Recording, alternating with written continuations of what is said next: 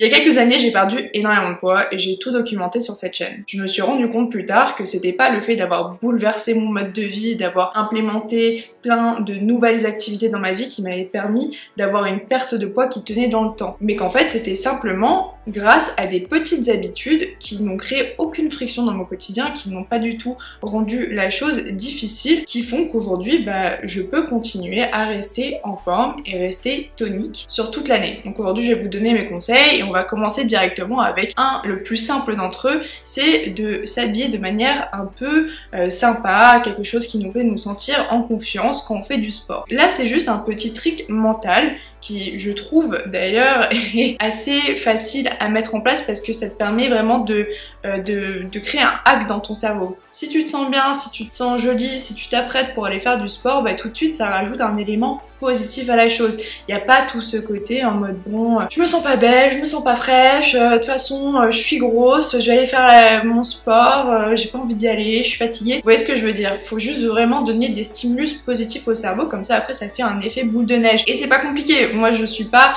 une meuf qui me maquille, qui me fait des coiffures de ouf pour aller à la salle, mais rien que de mettre un petit haut que tu trouves qui te met en valeur avec un petit legging sympa, ça change. Avant, ce que je faisais, c'est que j'étais habillée mais n'importe comment. Je mettais des gros joggos avec des hauts beaucoup trop larges qui me mettaient pas du tout en valeur. Je vais arriver à la salle, la lumière évidemment horrible comme des cabines d'essayage Zara. Je me regarde dans le miroir, je vois toutes mes imperfections, je suis là en mode ça sert à rien que je sois là quoi.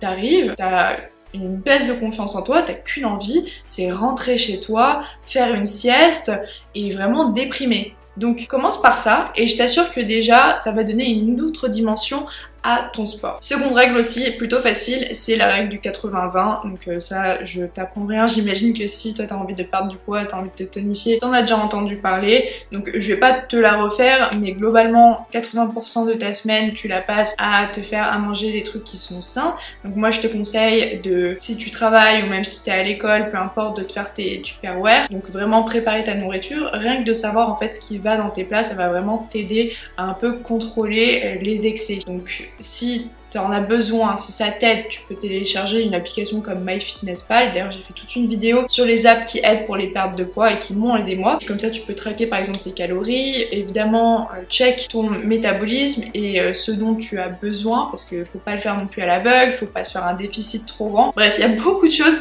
qui rentrent en compte, mais moi personnellement, je regarde pas vraiment mes calories. Juste, je sais plus ou moins quand est-ce que j'ai plus trop faim. Après, ça m'arrive de faire des excès, c'est ok. Mais voilà, j'essaye de cuisiner mes plats, prendre des produits qui sont bons, pas trop gras, qui sont pas transformés, me cuisiner moi-même mes choses, pas grignoter clairement. Et oui, si j'ai envie de faire la fête, si j'ai envie de boire de l'alcool, si j'ai envie de trucs, bref, j'essaye de faire ça d'une manière raisonnée. Donc je le fais pas sur toute la semaine, je le fais quelques jours, voilà.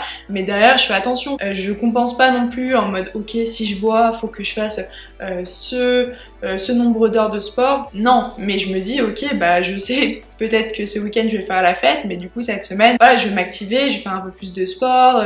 Enfin, vous voyez, juste compenser sans que ce soit vraiment trop strict. Donc vraiment implémenter le 80-20, ça va déjà changer pas mal de choses pour vous. Autre conseil, c'est de rester occupé. En fait, quand tu t'ennuies, tu vas avoir tendance à aller chercher dans les placards, est-ce qu'il y a un petit truc sucré, nanana. Faut arrêter, ça faut vraiment arrêter parce que l'ennui c'est vraiment la source première de manger, en tout cas pour moi.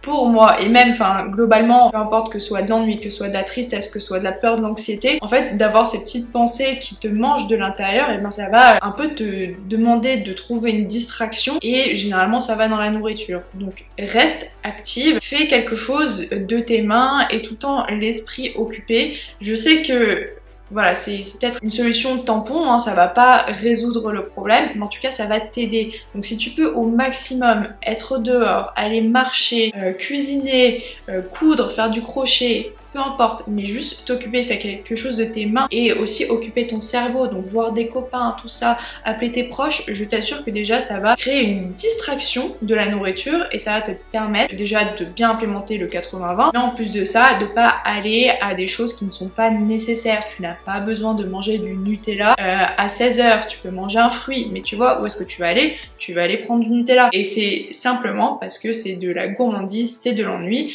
et voilà, c'est simple de les supprimer, mais il faut juste prendre l'habitude de faire autre chose, de s'occuper. Aussi, il y a un énorme piège qui est tombé dans notre quotidien, c'est les réseaux, la télé, le YouTube, bref. Tout ce temps en fait que tu vas passer à regarder les écrans, à être posé, à rien faire, et bien encore une fois, c'est une occasion pour la petite pensée qui va venir te bouffer l'oreille et te dire ouais, ce serait pas bien qu'on prenne un petit paquet de chips, ouais là j'ai faim. Et en fait non, faut pas s'écouter. Donc moi ce que je fais, c'est que je m'occupe quand je regarde un truc. J'essaye par exemple en ce moment, je fais un canevas, sinon je peux faire du crochet, sinon, enfin tu sais, il y a toujours quelque chose que tu peux faire de tes mains, comme ça tu n'es pas juste là à regarder ton truc et à te faire chier. Parce que souvent quand on regarde la télé, honnêtement, on n'est pas à fond, on n'est pas hyper engagé, surtout si c'est quelque chose que tu fais souvent. Voilà, à la fin c'est un peu relou, c'est un peu un bouche-trou.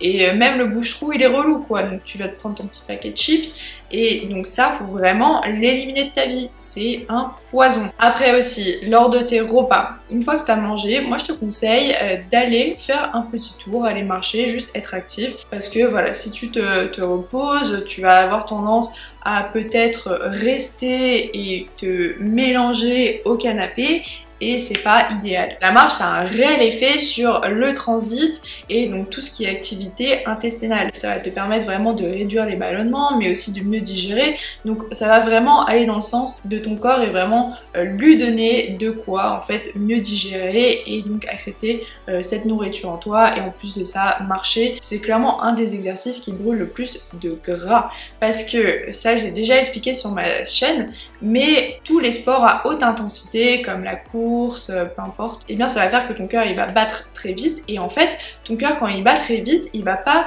choper de l'énergie dans le gras. Et la première chose dans laquelle il va choper de l'énergie ça va être plutôt dans les glucides, dans les sucres et à la toute fin, après des minutes et des minutes d'exercice, ça va aller chercher dans ton gras. Tandis que la marche et tout ce qui va être des exercices à faible intensité, ça va directement aller chercher cette énergie dans le gras et un peu aussi dans les glucides et les sucres, mais d'abord dans le gras. Donc sache que la marche c'est vraiment hyper important et même si tu fais du sport, c'est important aussi de marcher et de faire des choses à faible intensité parce que si c'est ton but en tout cas de perdre du gras, et bien c'est grâce à ça que tu vas pouvoir en perdre beaucoup plus parce que je t'assure que courir tous les jours c'est pas idéal pour perdre du gras. Donc pour tout ce qui est perte de gras, moi je te conseille de faire déjà de la renforcement musculaire, faire de la muscu. En fait déjà créer du muscle, ça te permet d'activer ton métabolisme et donc plus tu vas avoir un métabolisme qui est actif, plus tu vas perdre de calories. Bref, c'est un cercle vertueux. Donc crée-toi du muscle. Autre mythe qu'on entend souvent, c'est que quand tu vas à la salle, quand tu fais la gym, du fitness, tu vas gonfler. C'est faux. Si tu as envie de gonfler, il faut vraiment le vouloir, il faut vraiment être un athlète de haut niveau et dans tous les cas, les femmes et les hommes, on n'est pas pareil.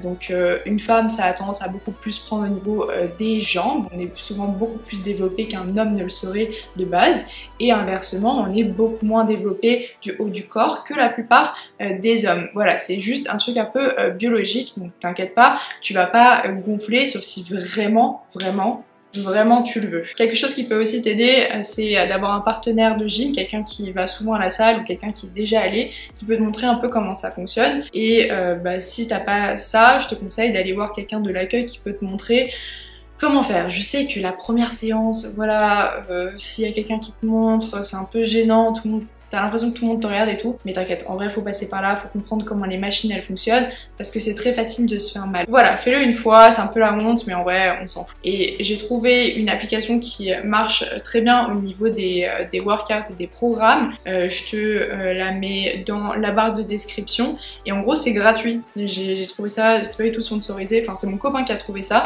et il te donne des circuits d'entraînement gratuitement pour tes objectifs, que ce soit la perte de poids, la prise de muscle, nanana. Et en fait, pour chaque exercice, ils vont te donner le nombre de répétitions, tout ça. Et en plus de ça, il y aura une vidéo YouTube qui va te montrer exactement comment exécuter ces exercices. Donc que ce soit avec simplement des poids libres, mais aussi avec des machines en salle. Donc c'est vachement bien fait et moi ça m'a énormément aidé. Et d'ailleurs, c'est des exercices que j'utilise encore aujourd'hui dans mes entraînements. Donc je te le mets en description, je t'invite à aller voir. Enfin mon dernier conseil c'est de pas voir la perte de poids comme je sais pas, une fin en soi. Parce que ça c'est vraiment la porte ouverte à l'effet yo-yo, enfin bref, on sait on se sait. La perte de poids, d'autant plus rapide, c'est vraiment quelque chose qui est à double tranchant. Donc je pense que la meilleure façon de l'aborder, c'est de te dire que ça y est, maintenant t'es quelqu'un de sportif. Ça fait partie de ta vie d'aller à la salle. C'est quelque chose que tu prends du plaisir à faire, tu aimes ça, tu es en bonne santé, tu prends soin de ton corps, tu fais ça en termes de longévité, pouvoir être active, mobile quand tu seras âgé, renforcer la densité de tes os parce que plus tu fais du sport, plus tu travailles en résistance, plus tes os vont se renforcer, donc ça va te protéger de blessures, tes muscles vont aussi te permettre de travailler en fonctionnel, donc je sais pas, prendre des valises dans l'avion, les porter, faire les courses, faire qu'un seul trajet, enfin voilà, il y a énormément de raisons de faire du sport, donc maintenant convainc-toi que tu es quelqu'un de sportif.